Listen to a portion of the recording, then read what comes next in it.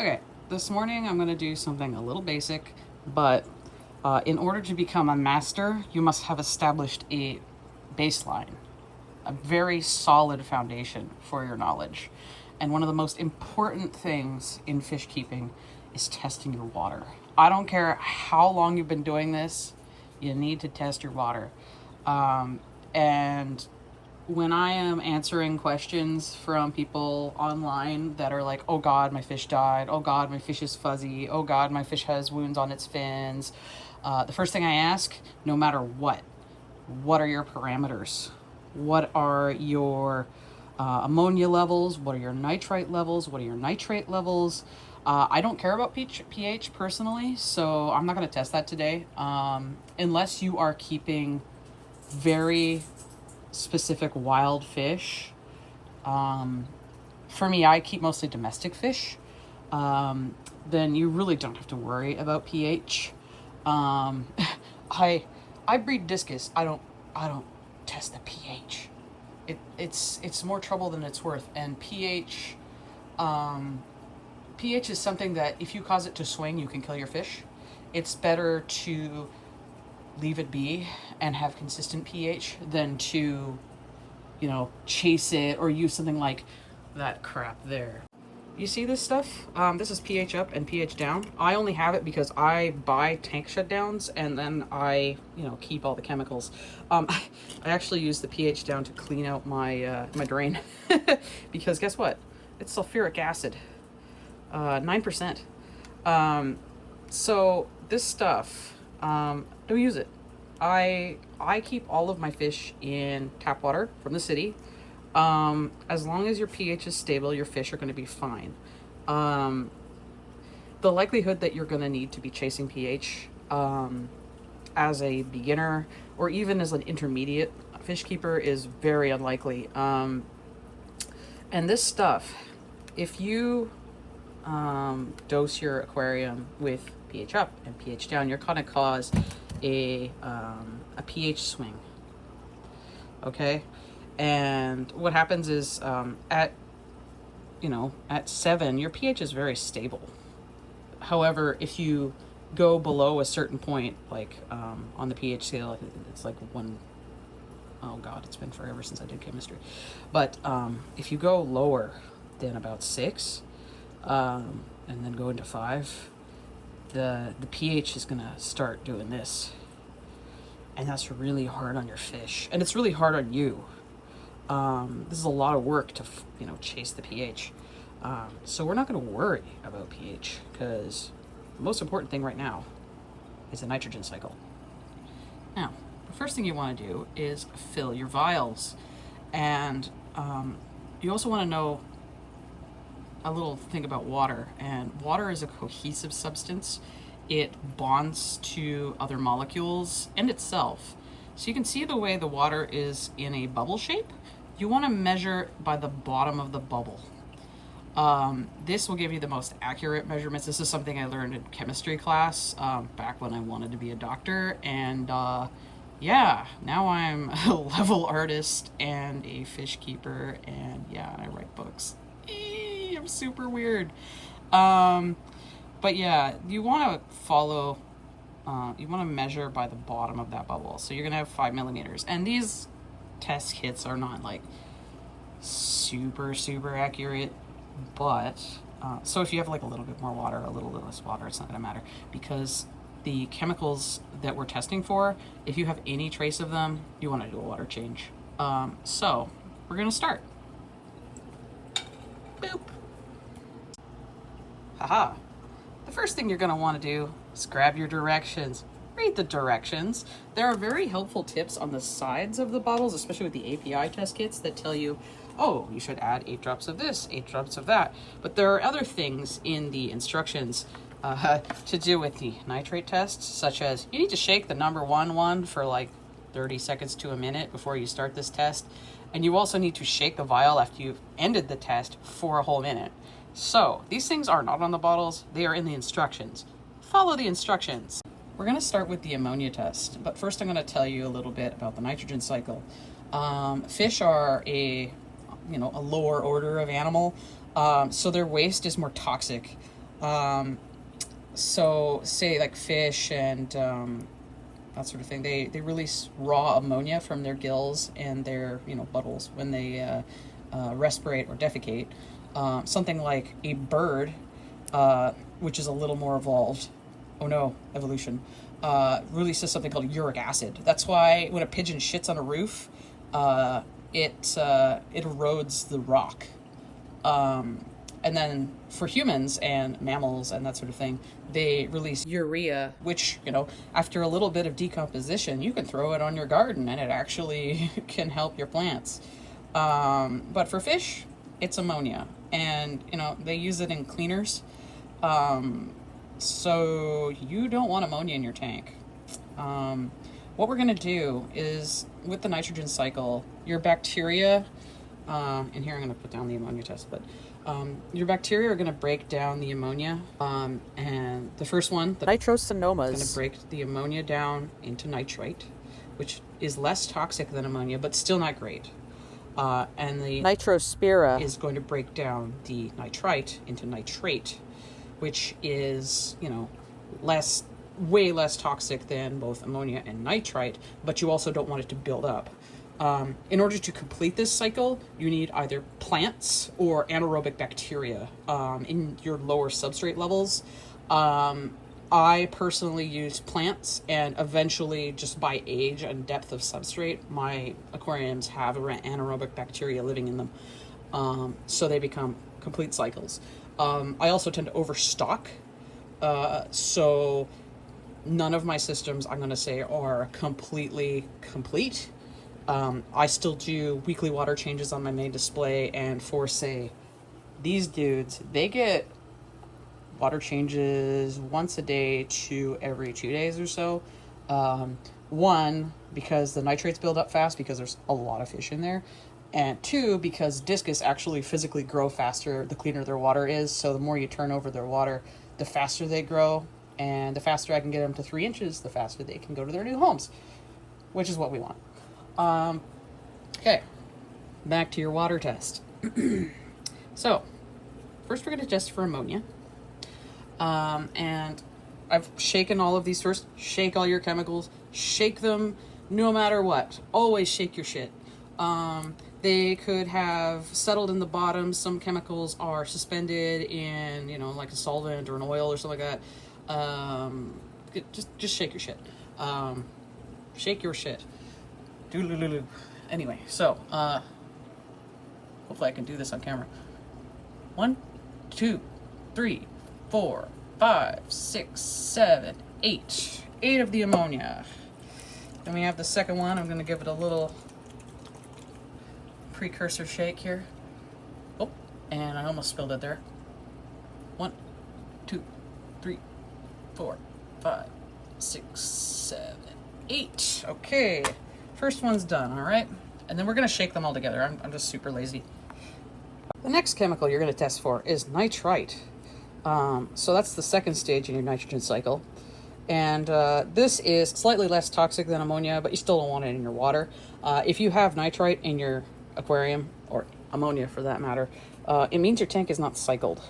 And the reason why I'm testing this tank specifically is I just set this up yesterday. I set it up with cycled media. There is cycled biological in the AquaClear, and there are live plants from established aquariums. So there is some bacteria in there to kickstart the process, but I am still testing because there is still a chance that there was dead leaves or something like that that could cause an ammonia spike. The fish, came from Indonesia and then Winnipeg and then to me, so they could be slightly stressed. They could release a little more ammonia. I haven't had any DOAs or deaths. By the way, these are purple scratch tetras or purple kings. They're really beautiful. I'll put a picture of the adult of this fish. They get about 3-4 inches. Absolutely gorgeous. Anyway, nitrite. Let's test this. For this one, it is 5 drops. The chance that there is a positive ammonia or nitrite for these tests is possible. Again, because my tank is new, which is why I'm testing. Again, you know, I have been doing this for a long time, but I also need to test and make sure that my animals are healthy and safe, because it's my responsibility to take care of them. I brought these animals into my home. It is my responsibility to take care of them, okay? It's your responsibility too. Test your freaking water. All right, so this is the nitrate test. Shake the shit out of it, especially the nitrates. They take the longest to react, and they are the easiest to get to settle, okay? Shake them no matter what. No matter if you did a test yesterday, no matter if you know, left your test kit on the counter for, you know, 3 months, test your shit, okay? Now shake your shit. Shake your shit, yeah. All right, so these take 10 drops each. If you read the bottle, you're going to do something wrong at this step. If you read the instructions, 1, 2, 3, 4, 5, 6, 7, 8, 9, 10. Okay. First thing in the instructions that is not on the vial, they want you to, 1, tap it and tip solution 1 back and forth so that it, you know, mixes a little nicer with your water. First things first, I'm going to cap the other vial before I end up with the nitrate test on my aquarium top. Also, Fluval Edge, what were you thinking when you discontinued this tank? This is the most beautiful freaking tank in the freaking world. Why would you discontinue my favorite tank? Ugh. Anyway, that's me done with my griping. This is really hard to get off with one hand. Oh, I hope the vial doesn't explode and stab me with glass. Oh, there we go. All right. Next, you're going to take solution 2. Okay. Oh, and don't get any of this shit in your eyes. For the love of God. You can go blind. I know, like, if you've ever used, like, pool test kits, they come in the similar things. Don't get these chemicals in your eyes. You don't know how they can affect you. It's unlikely that you read the WHMIS document for this stuff. Don't get it in your eyes. Don't get it in your nose. Don't get it in your mouth, okay?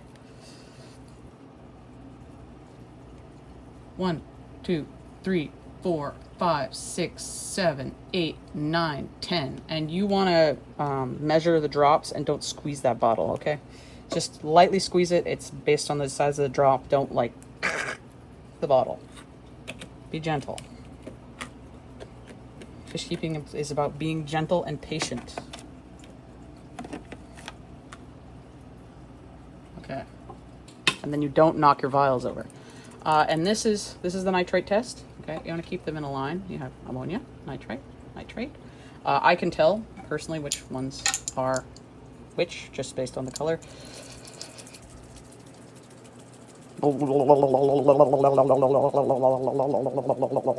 Okay. Okay, you got your first 2. And then for this one, you want to shake it for a minute, okay? I'm not going to shake it for the whole minute. I'm a monster. This is the least important test. I mean, it's still important if you're cycling your tank, but if you do get a reading, you know, hey, you know, water change. If you're keeping something like African cichlids and you have no plants to take up your nitrate, and your levels of nitrate always go up, then you are already on a water change schedule and you know what you're doing. Oh, what am I doing? What are my fish doing? They're splashing around in the tank. Interrupting the video. How dare my fish splash? Okay. Okay. We are going to come back in, I believe it's 5 minutes. Here I am reading my own instructions here. Testing.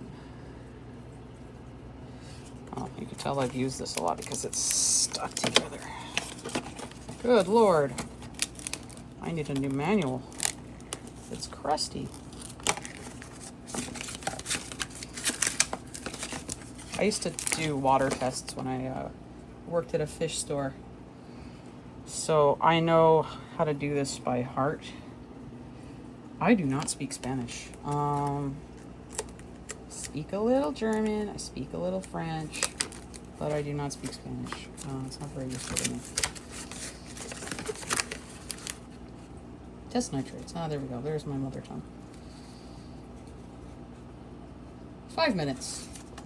So we're going to come back in 5 minutes, okay? Okay. We're back at our water test. And one of the first things you want to see when you look at your water test is pale colors. This tank is 2 days old, okay? I set this up 2 days ago, but because I seeded it with biological bacteria in the jar. This is established media. This is established aqua soil, capped with sand, which was also established, and then also established biological media in the filter. Guess what? Instantly cycled tank. These, it's a light stocking. Okay, these fish are teeny tiny little baby fish, but there's nothing there. Okay. It's nice and safe. So we are going to look at our results, all right? And inside of your master test kit, you'll have this lovely piece of paper. Either on the back of the manual, or they used to come on a card. Crap. Okay, well, I have 3 test kits, so we're gonna find the actual card. Aha, there it is. Okay. These are the newer kits, I believe. No, this is an older kit and this is a newer kit. For some reason, one of my newer kits has glass vials in it, but I just keep all of my glass vials. There you go. In the newer kits, it's on this. Or in the older kits, I should say. We used to take these and stick them to the wall at the fish store. Okay. All right, so you're gonna take a look at these. We're not looking at the pH today. We're only looking at the nitrogen cycle. All right? So the way to look at these properly is to take your vial. First one is ammonia, okay? And hold it up to the white. And hey, look at that. I was wrong, okay? There is a slight bit of ammonia in that water, okay? So after this, I'm gonna do a water change. And what you wanna do is you wanna hold this vial against the white so you can see the color. And I have 0.25 ppm of ammonia, okay? Anything above 0.25, gonna kill your fish. Anything below that is gonna make them super uncomfortable and want to die, okay? You don't want any ammonia in your tank. So I'm gonna do a water change after this, all right? Next, nitrite, okay? Zip, nothing, okay? Hold it against the white, give a good test, roll it around, nothing. Nitrate, sorry. Nil, nothing. I expected to see nitrate, there ain't none. The plants have taken up whatever there was. So, from my test, I have a semi-cycled tank that, you know, needs more time, needs my support. I'm gonna have to do more water changes just to like make sure the ammonia levels are kept down and my bacteria can reestablish. Like, I've already seeded it. I just want it to coat every surface of this tank so that it can keep up with the ammonia levels that the fish are producing, okay? This is why I did the test on this tank, because there was a chance that I could fail the test, okay? I failed this test.